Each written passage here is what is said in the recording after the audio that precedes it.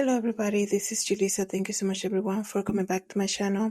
Thank you so much to everybody who's listening right now in the podcast. Today is Tuesday, April 15, 2025. I wanted to come and share this story with you guys because this is one of those stories that, reminds you that life can change at any moment and that if you have a question regarding something, you can always ask. You should be able to ask a question. You should be able to get a second opinion. Before I continue, everybody, I want to say thank you so much to everybody who's listening right now using Pandora Podcast. I know the audience in Pandora has grown. Thank you so much for um, rating the podcast, giving it the thumbs up, and also saving it. Thank you so much. I see that a lot of listeners has come in through the Pandora Podcast platform. And of course, thank you so much. Actually, a lot of listeners are coming in also through Apple Podcasts. So thank you so much to everybody who's listening right now using Apple Podcasts. And of course, I want to say thank you to everybody who's watching this video right now on YouTube. Thank you so much for sharing, subscribing, and watching the video.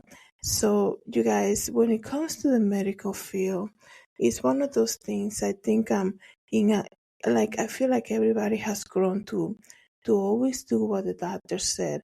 And I think that is a great advice, but always remember, you always have to have this kind of in the back of your head when you're dealing with a medical professional.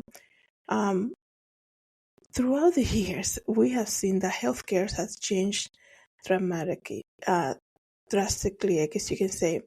You go sometimes to appointments and they're rushing you. Nobody has time to hear you out. People are just, doctors, it seems as though they're just trying to see as many patients as possible. And when you want patients to be seen, if you are in the medical field, and you're trying to see as many patients as possible, what's going to happen? The quality of care is going to completely drop down, right? There is no longer that kind of connection that you might have with the doctor. Yes, some people do pay. I think all of us, we pay a lot of money for medical assistance, for medical help. And a lot of people, if they can afford the big expensive doctors, they do that.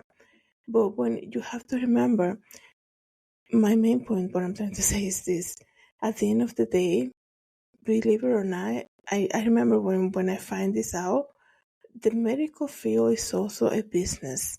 And there are things that are being done to a lot of people based on just a business. They're trying to get you to do a lot of tests, unnecessary tests. And you always have to look out a lot of the medical professionals. They always have some type of, they always say, do you go see this doctor? I know who this man is. That is good. But always remember, it's also a referral. They're giving you a referral to a colleague and they help each other out that way as well.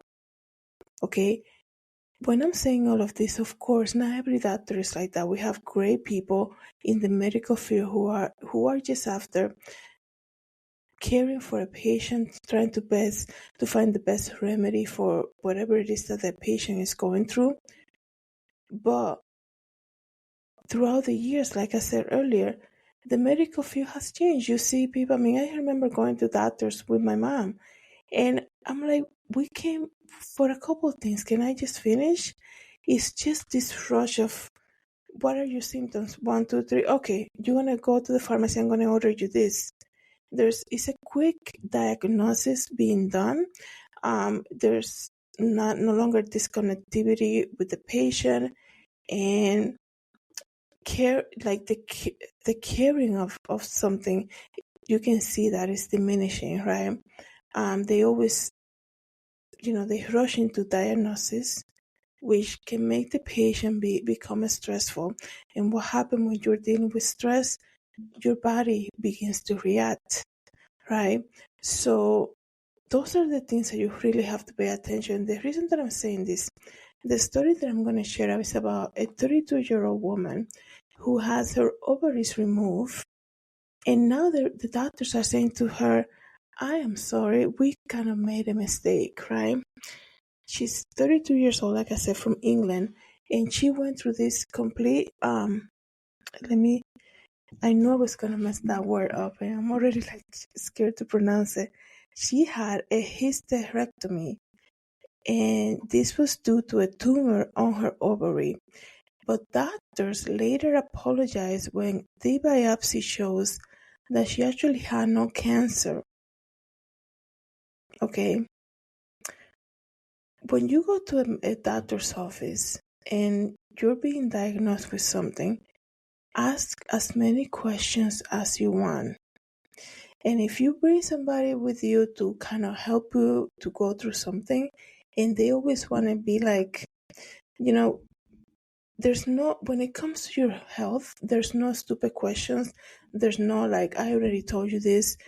You can ask as many questions. And if you have somebody who you brought with you who wants to tell you, oh, don't ask that, that's obvious, we can look into that later. That's not the person that you need with you in that moment, right? Ask question. If you have to repeat yourself, you repeat yourself, right? Like I said, this is about your health. And the most important thing, right? Oh, you can always get a second opinion. There are millions of doctors, okay?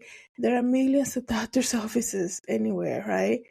And for some reason, if you have that gut feeling that perhaps maybe this was diagnosed perhaps too fast, maybe I should get a second opinion, you go ahead and get a second opinion.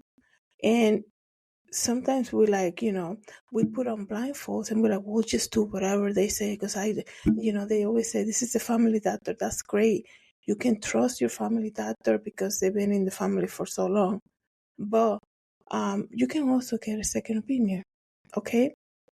And that's another thing too. A lot of the times people are being diagnosed and put on medication based on the family history.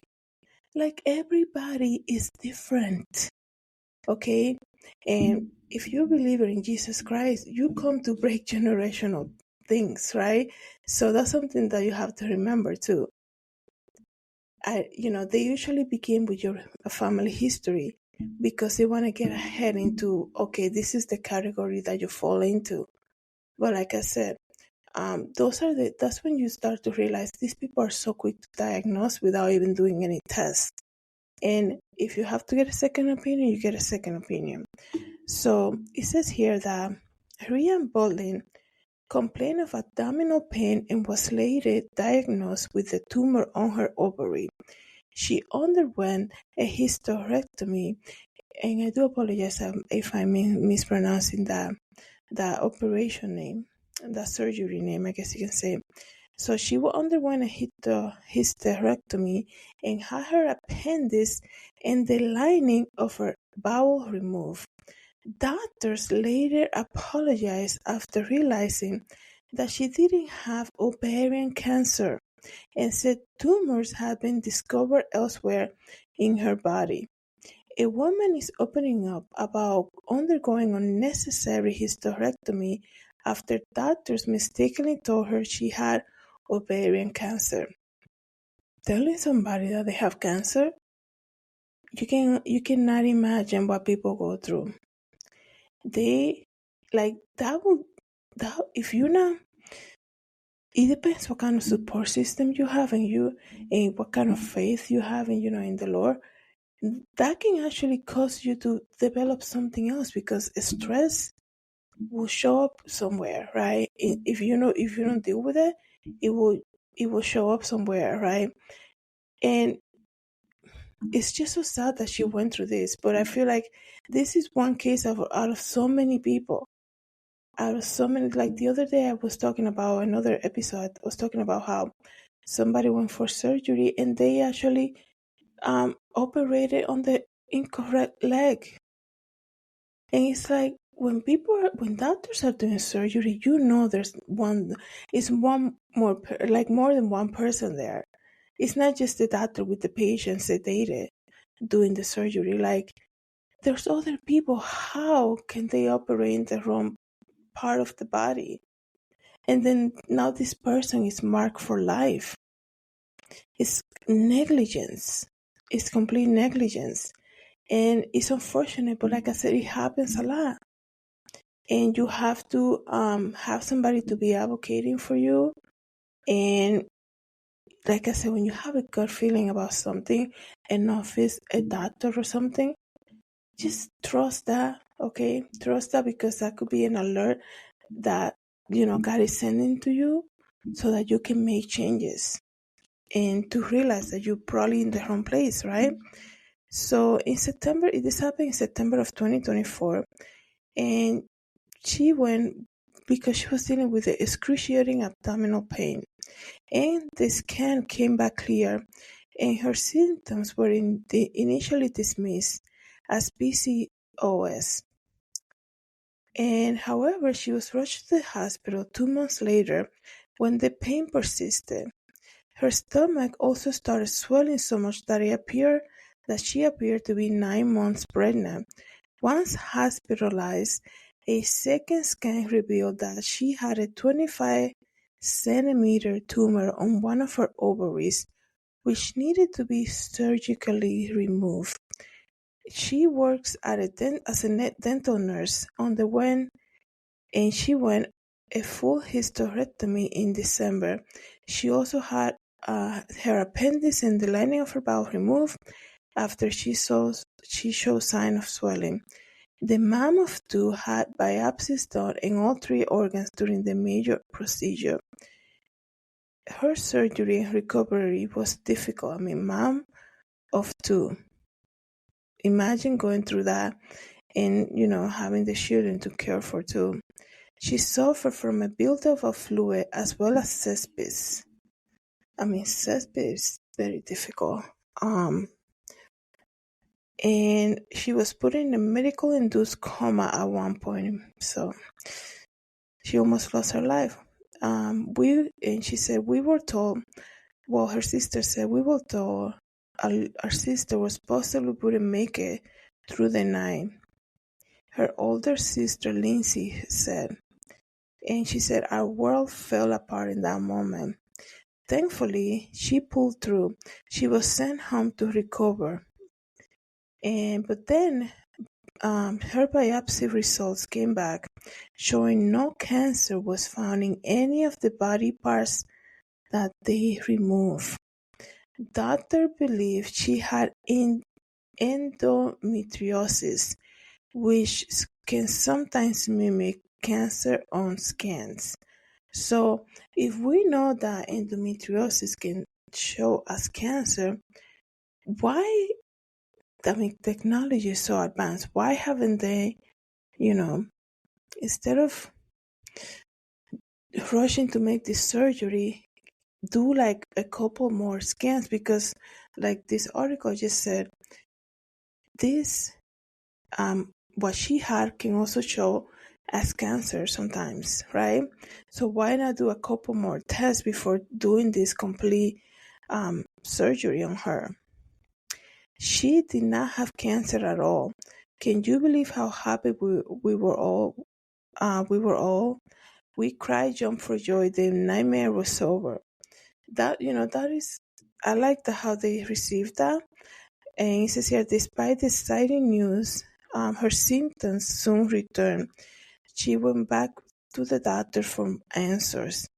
They say, we are so sorry. We have gone through your notes and you did actually have cancer, but it was your appendix, and it's one of the rarest forms of cancer. That's what they told her. Although her appendix has been removed during surgery, the disease had already spread to her pelvis and lymph nodes. Doctors said cancer was now on stage 4 and incurable. And she's saying, I'm just emotionally drained. I'm constantly scared. Some nights I barely sleep. She told the news, it's just been a very scary journey. And if I'm honest, obviously I had a full hysterectomy when I did not need to. If I had my ovaries removed when I did not have an ovarian cancer, and I have the lining of my bowel removed when I did not have bowel cancer, then they did remove my appendix in December, but it wasn't until months later that they found cancer there. Now, more than 6 months after first complaining of stomach pain, she started her first month course of intensive chemotherapy on this past April 8. Her older sister expressed her disappointment with how doctors have handled her care. It has not been the best experience, she told the outlet. If they figured it out earlier on, they would have not been in the position we are now. It feels like we have been massively let down. I think here's the thing. Sometimes when you hear stories like this and you feel for the patient, right? You cannot, because it can happen to anybody. I mean, like I said, healthcare has changed drastically in the past years. And like I said, there are great doctors, people who do care, nurses who do care for patients, doctors who want the best for you. And even if you're paying like good money to see one, it depends it depends like where you go, I guess you can say. But I also seen very compassionate doctor in the low end of of the price scale, I guess you can say. At the end of the day, guys, I know in the medical field, people make mistakes. It's unfortunately though, because they're handling a human being, another human being, and that's why it's just so sad. But it's always good to get a second opinion. It's always good to get a second opinion. Don't ever feel bad when you're advocating for yourself. When people say, oh, I don't want to make them to think that I don't trust their professionalism, this and that. They they will probably appreciate, because they will probably appreciate you going and getting talking to somebody else about it, right? You have the right as a patient. If you don't feel comfortable, if you feel like you're being rushed into doing something you don't want to do, and if you feel like you could have another opinion from another professional, you as a patient, you have that right. Okay? Because at the end of the day, it is you who will deal with any mistake that they might do. It is you who will deal with all the consequences. And it's just so sad. And one thing is for something to happen to you, but when it happens to like a loved one, that is the worst. Probably the hardest thing, because that's like you get into a protective mode, right? I'm speaking from going through when my mom got sick and all of that. Definitely you get into this protective mode, and you want to speak to everybody. You want to go all the way to the director, and you want to seek answers, and you want them to explain for you what is going on really, and why she's taking this medication, why she was removed from this medication. You want answers.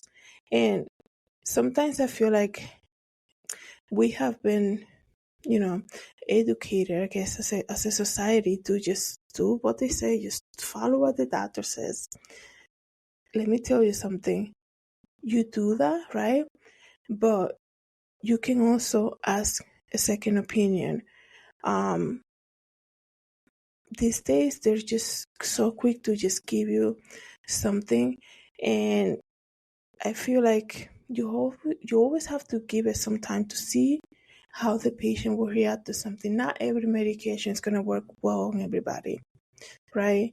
Not everything is going to be like, it's going to be effective on one person. That's why, like, some people might take a medication for something and they're like, oh, it's doing great, and they recommend it to you, and then it's like it doesn't work out for you, right? We all are built differently. And it's so sad that she had to go through this. There is a GoFundMe account, like I said, this happened in England. So if you're feeling led to help this, like you said that she's a mom of two, and now she's going through chemotherapy. So, if you feel led after hearing this to help out, donating to her GoFundMe campaign. I'm gonna leave the link here on the description. And if you can just, if you don't have the means to help right now, through the GoFundMe campaign, you can always pray for her and keep the family in your prayers. And I'm just gonna read briefly some of the comments that people are saying here in the chat. It says, "It's totally unbelievable. It makes me scared to trust these doctors or nurses since the mess hiring everybody that had a medical background, not real credentialing, during the pandemic." And then somebody said, "I feel bad for her, but it's the only way a doctor is going to be able to tell if a tumor is cancerous, if the biopsy. If they can look at your CT scan or MRI and tell you something benign, but unless they actually do the biopsy, they wouldn't know. And 5 months down the road, that tumor they told you was nothing, suddenly killing you." Yeah, they did the biopsy, but they got the results later. It's like, whatever happened to waiting to the result first before you remove it? Too many times the doctors ignore the symptoms and get it in their head that is one thing and never consider it to be something else. The patient pays dearly for their mistakes. Somebody said, "I lost my daughter to cancer. They refused to check for stating she was too young. Only old ladies get that type of cancer." That is the other thing, right? Like I said, they begin by asking you your family history. And I understand how genes work and all of that. But like I said, if you're a firm believer in the Lord Jesus Christ, you come to break those curses. Once you have knowledge of what Jesus did for you on the cross, you break those curses, that, like they say. And you always, it's this, I guess you can call it, they kind of classify you quickly. They're like, "Oh, 3 people in your family had this and you're gonna have it too." Like, what? Right? They and then you begin this treatment that you don't even need it, right? So be careful of those quick diagnoses, okay? Always ask, why, based on what am I giving this, based on what we're starting this treatment for? Can you show me results? Can you tell me what test is needed, or are you gonna do any other test? And if you feel that you're being you know, quickly diagnosed, like I said, there are millions of doctors. You go and get a second opinion. And it says here that some people in the medical field nowadays are a total joke. It's like you've been pranked by their misdiagnosis and malpractice. And let me see. How very sad. Your family definitely should sue everyone involved. How tragic. My doctor gave me a hysterectomy for endometriosis when I was only 21. My whole life has been a big ball of pain. I had 4 more surgeries for removal, and I had no ovaries, and they don't know. Wow. And people are saying you should definitely sue. Like, people will say that, well, she's gonna be a millionaire now. They say things like this. Like, do we really, is this this is the only results that we get?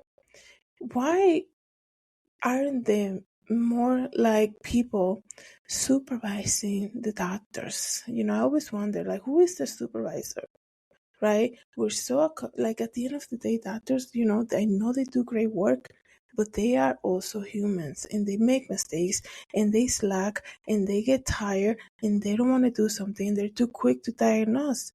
And I always wonder who's checking up on the, as a supervisor wise, right? But people are so like, that's what the doctor said, that's what he needed, that's what he blah blah blah, that's what they want. So I think, people always say, "Oh, just sue." Yeah, but like, excuse me, but if it's gonna happen to somebody else, what do you accomplish with that, right? it's just some type of more supervision needs to be enforced to maintain everything working together, because this is not the first story. We have heard this story many times before. So let me know everybody what you think about this. Leave a comment. Thank you so much everybody for coming back to my channel. Thank you for listening to the podcast. Like I said, I will be putting the link for GoFundMe. Have a good day everybody. God bless.